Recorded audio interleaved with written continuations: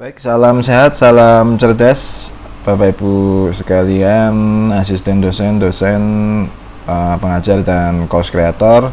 Di sini nama saya Andika, saya asisten ELOK untuk KPMAK, dan di sini saya akan membuat penjelasan lagi. Selanjutnya saya akan menjelaskan terkait dengan editing yang ada di ELOK. Ya, kita langsung saja ya. Dari video pertama kita akan fokusnya memang kebanyakan di sini, yaitu di administration ya, course administration. Nah, untuk mengedit laman ELOK kita akan nyalakan dulu ya, turn editing on. Baik, setelah turn editing on, namanya sama ya, tapi beda. Jadi di sini ada berbagai fitur yang bisa kita gunakan. Oke. Nah, dari atas nih kita bisa ganti kata selamat datang kalau sudah di enter, kalau di cancel kita escape. Nah, kemudian kita lihat kembali ke bawah. Nah, ini ada tombol gerigi kecil ini tidak sepele ya. Ini adalah tombol yang untuk mengatur di laman utama ini ya, bagaimana tampilannya.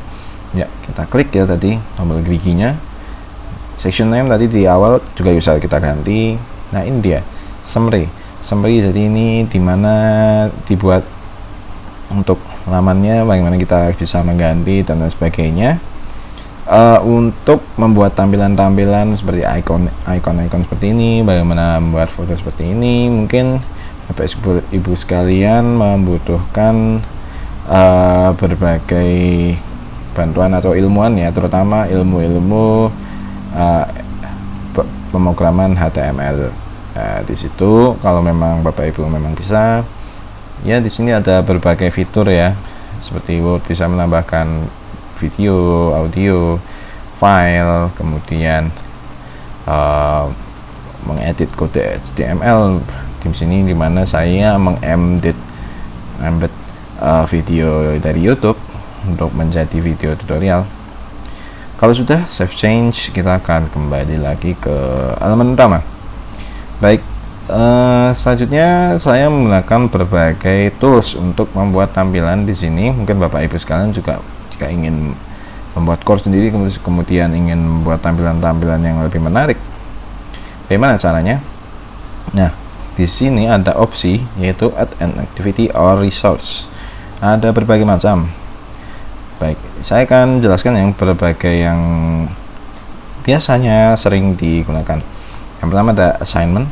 Kalau assignment ini nanti akan membuat penugasan atau ya tugas-tugas yang menggunakan file yang harus diupload, atau menjawab pertanyaan biasa isai juga bisa.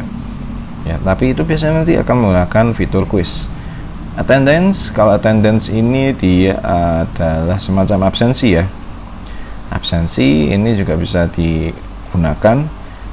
Di sini attendance itu jarang sih kita gunakan ya, karena biasanya fungsi ELOK sementara ini masih sebagian besar untuk repository dan penugasan.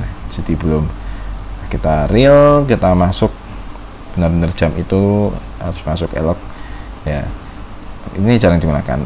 Certificate ini juga jarang kita gunakan. Ini fungsinya untuk mencetak sertifikat kalau misalnya nanti Bapak Ibu mahasiswa sudah selesai.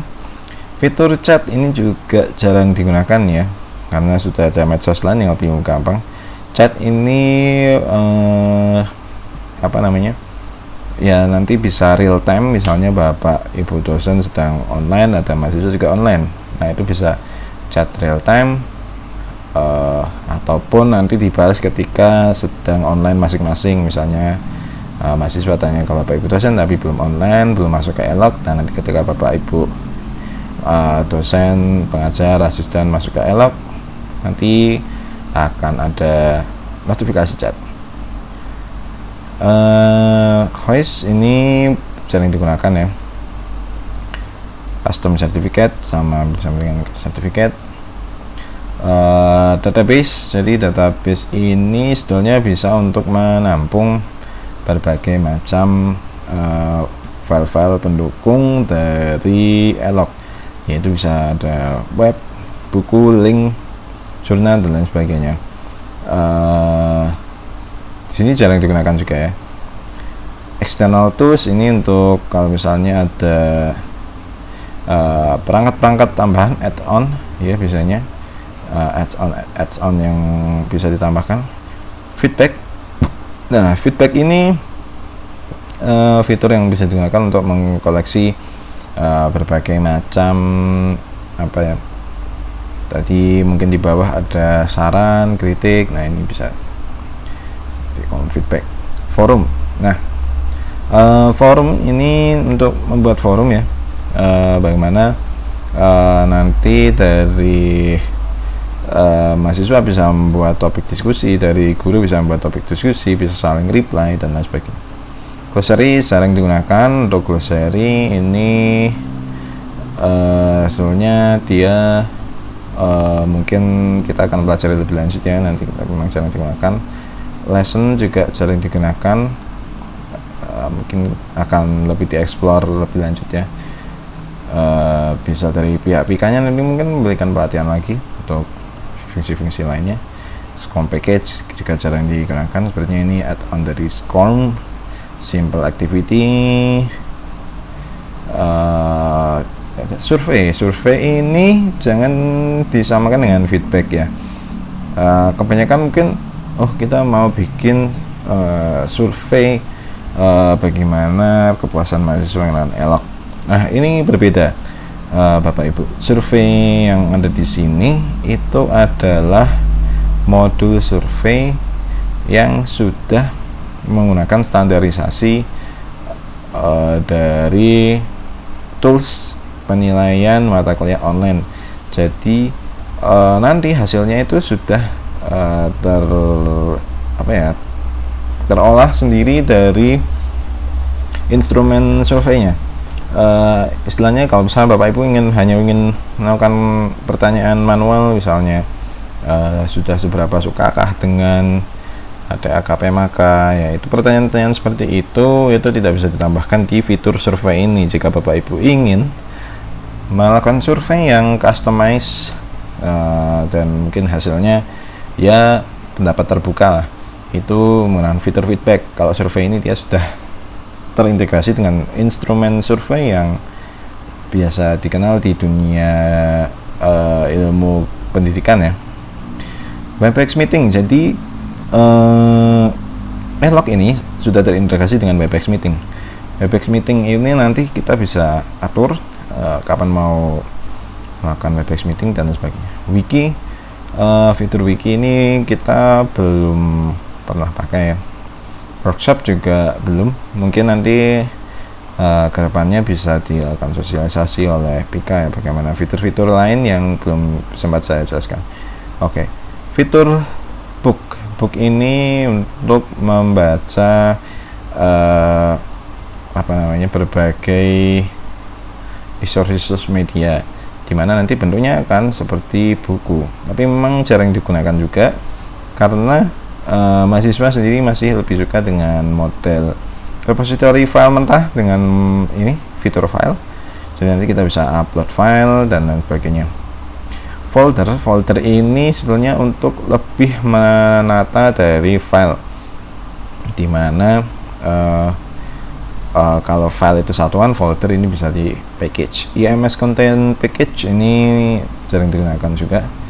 Label ini digunakan itu sebetulnya hanya untuk menambah tulisan atau menambah tampilan-tampilan seperti ini, seperti bar kuning title ini adalah label ya, contohnya page. Jadi ini untuk menambah link dari page.